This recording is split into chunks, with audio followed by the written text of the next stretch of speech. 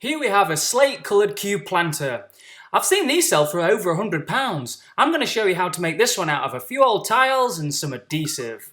So you're going to need 5 tiles, 300 by 300 or similar, 4 pieces of wood, 1 inch by 1 inch or similar, and some instant grab adhesive. Let's get started. Put some adhesive down one side of your 1 inch by 1 inch timber. Press the wood into place on the edge of the tile.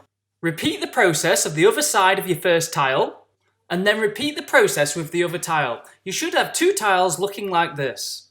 Run adhesive down 2 opposing edges of the timber, stand them upright and press your third tile up against them. Do the same with the 4th tile and you'll notice it's starting to look like one of those expensive planters. But we haven't finished there. We're going to give it a base and we're going to put some edging around the top. And I think the edging really gives the planter that professional look. I used a tile saw for this next step.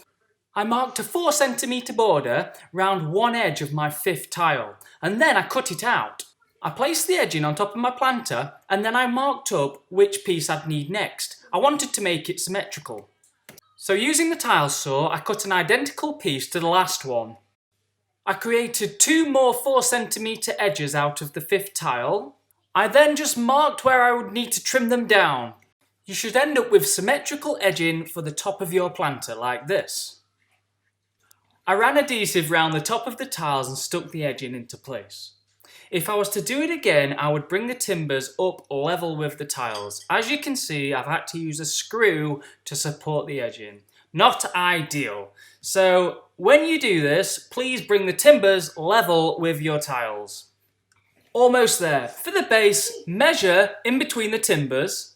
Then mark this up on some plywood, cut to size and screw in place. And there you have it. A luxury planter that looks just like the expensive ones online. And thank you for watching and please subscribe.